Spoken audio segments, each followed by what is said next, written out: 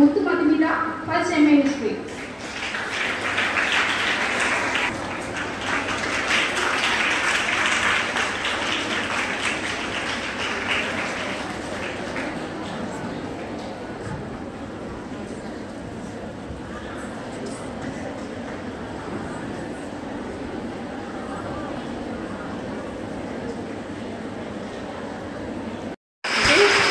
It was wonderful performance.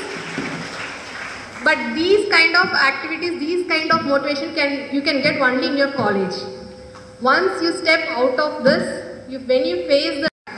But now I am here as a executive director and CFO of a company which owns 100 plus employees, that too from Tuticorin.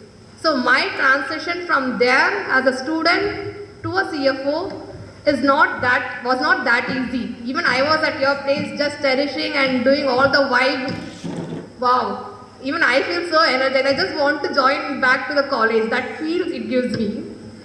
Okay. So before starting my session, I just want to know how many of you aspire to become entrepreneur. You can just raise your hands. Oh my God, not even a single person. Okay. So, okay, let me rephrase this question then. How many of you want to become richer in life? How many of you want to become rich? Okay. Now I can see a few more hands. Okay, so if you Google top 10 billionaire or top 10 millionaire in the world, are they going to be job seekers or job providers? Job providers, exactly. Actually, I want to ask some more questions. How many of you want to go to job? Maybe okay, I could see very huge numbers. Okay. Then one more question. How many of you want to get married? Huh? Not even a single one. Okay, I can see a few more hands. I agree, everyone will get married, isn't it? So even if you get married, you are gonna face challenges being a woman. Yes or not? So once you step out of your this comfort zone, there lies many challenges. Okay. So what is the first ingredient to become a successful woman? Any idea what is the first ingredient to become successful woman? I was just asking this question with my family members. So my son said, without even a second thought, is having a successful husband. It's true to some extent. Afterwards I was thinking, yes, it's really true to some extent. If you just get married to a person who is very disciplined, hardworking, your problem halfway is sorted. So I know everyone is going to get married. So be very, while choosing a partner, be very conscious, okay? But in my opinion, in my personal experience, the first ingredient to become a successful woman is education, okay? So education is not just about acquiring knowledge, it's about how it transforms you into a high-value woman capable of impacting the world and also your own life. You would have listened to stories of many school dropouts who have turned out to be a successful entrepreneurs. Correct? You can name many people. They would have a dropout from schools, but they would have a successful entrepreneurs. But those people are very few. When you look at the majority of the people who are a successful entrepreneur or successful in their career, are the ones who had taken their education very seriously. Okay, so we all know Mr. Dhirubhai Ambani, who once worked at a petrol station in the beginning of his life. As I worked with, my first job was with Reliance Industries. The basic requirement to get into any managerial role into Reliance is an MBA degree. So what you are gonna acquire now is going to be an entry pass to get into any industries, because I saw many of you raising for a job. Okay, so just take this education part very seriously. And also there is no substitute for hard work. Hard work is the key to success. If you study hard and work today, you are gonna have a beautiful tomorrow. If you bunk classes or be playful in your college days, you may be instantly gratified. You have the pressure for a few days, but you will regret in the future. Okay? Instead, if you delay your gratification and study hard, there is a beautiful life tomorrow. You know, during my school days, I am from Subbaya Vidyalayam. So we had I had a group of friends. So we all, from the school days, we were like, oh, we have to do something in our life. We have to create our own identity. I don't want to be a like a daughter of this person, sister of this person, or husband, wife of this person. I want to create an identity of your own. We were some 4 of us like that. Okay, now after this 10 or 15 years down the line, I am in a company as a CFO, and the other 4 friends of mine, they are in a very leadership position across the globe. One of my friends is working in UK, one of my friends is in US, and in Chennai, earning somewhere around 5 to 6 lakhs per month. Okay, and the girls who are very playful, you know, they took so easily the everything study. They were just playful throughout the classroom. If I talk to them after these 17 years, they are regretting now. What she says is, their decision is not even accepted by their family members too. They are not giving that much importance to even if you work hard, you do all the preparations for your husband, but when it comes to a decision making level, they are not being recognized. Okay, so and now she is regretting that I should have been in your gang at that time, so now I would be in a better position. So after regretting from 20 years later, I would say you take, as you are in the golden era of your life, take your education very seriously. Okay, so success is where when preparation and opportunity meet. Our company was founded here in the 2007. So we studied from Tuticorin and started a business. I just here to share my journey, so that how a person started business from Tuticorin had gone this much level. So that's what I'm going to say now. So during the 2007 World Health Organization reported that there were around 2 billion people were suffering from iodine deficiency disorders. Okay, what is 2 billion? How many numbers? 2 billion in crores? 200 crores of people are suffering from iodine deficiency disorders. What happens if you don't consume enough iodine every day? It may lead to several diseases like goiter, cretinism, mental retardance in kids, and even death sometimes.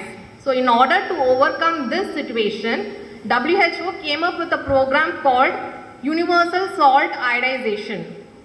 You know, they found that salt can be the best vehicle to carry iodine, because salt is consumed by everyone in the world. Yes or no? And what is Tuticorin famous for? So salt. So since Tuticorin is famous for salt, I just want to share some interesting facts about salt. So salt is one of the 3rd largest resource available next to air and water. Okay. And one more thing. In earlier days, salt was referred as gold, and also Roman army was given salt as a salary to them. The term salary is also derived from the word salt. Does anyone know this? You are going to employ somewhere, you can tell them, sir, the word salt, the salary is derived from the word salt. Okay. So an international non-profit organization, Micronutrient Initiative, was ready to fund iodization plants to global salt manufacturers. So in Tamil Nadu, in India, Tamil Nadu Salt Corporation floated a tender for a fixed line mobile iodization plant in Valinokkam in Ramanathapuram district. So we won the bid against the toughest competition, and this was our first order. Okay, this project was actually funded by Micronutrient Initiative to Tamil Nadu Salt Corporation. To execute this project, we needed a working capital, for which we took a loan of about 15 lakh from IOB under credit guarantee scheme without any collateral. We executed our first project very well, successfully, and MI was very quite happy with our performance, and they gave and now they directly placed order to us. Okay, instead of funding the salt manufacturer, they started to buy directly from us. We have supplied almost 500 units of mobile iodization plants to almost various countries across the globe. So our business started to grow gradually, and now we've shifted our focus to setting up a complete refinery plant, not the iodization component alone. So we set up our first salt refinery in Sri Lankan government. For Sri Lankan government, we got repeated orders from various countries. So far, we have installed salt refinery plants in more than 20 countries. Slowly our business took off, and we started to do business in crores. Though we faced many obstacles during this journey, our major setback was ஒரு எக்ஸ்போர்ட்டருக்கு வந்து எது பெரிய செட்பேக்காக இருந்திருக்கும்? Any guess? COVID, right? So because as there were many travel restrictions and lockdown during the pandemic era, we couldn't make any business globally, and our cash flows got stuck and made our business sick. There were no customer, we couldn't reach any customer, we couldn't travel anywhere. So we had employees around 50, and slowly we couldn't give them salary on those COVID days. So slowly our business became very dull, sick, and we had just left only with 2 employees. One is myself and the other is my husband, who is the CEO of the company. Okay, so we thought, what should we do next? So our relationship with our business is always like a relationship of a mother with her child. What happens when a child falls sick? The mother will go to any extent to bring her child back normal, isn't it? That's what. If our business is struggling to survive, we will go to any extent. We are working out all the ways to bring it back. What is the first important skill an entrepreneur should have? First and foremost important skill. It's a selling. Okay, selling 6. If you don't sell, you don't generate revenue. That's it, simple. So, during COVID, we focused on other methods to reach our customer. We invested our time, energy and money in building a sales toolkit for our business, which turned out to be a huge success. And now, we are one of the top players in the salt engineering industry. Not only in India, we are a global, we are a top leading salt engineering player across the globe. Okay, so we started our business with a bank loan for 15 lakh in 2007, and in 2025 we are working with projects with 100 crores. Okay, if we can make this happen from a small town, from Tuticorin, then anyone who has a strong determination and willpower can lead a successful company. Actually, the real fun or happiness lies in building something from the scratch. Either it could be your company, or your career, or even your family. If you get married, what you're going to do? You're going to build a family. Correct? So for this, education forms your foundation. It teaches you how to think, how to solve problems, how to be resilient in the face of challenges, how to take charge of your own destiny. Education prepares to be a leader, to be an influential person, and most importantly, to be financially independent.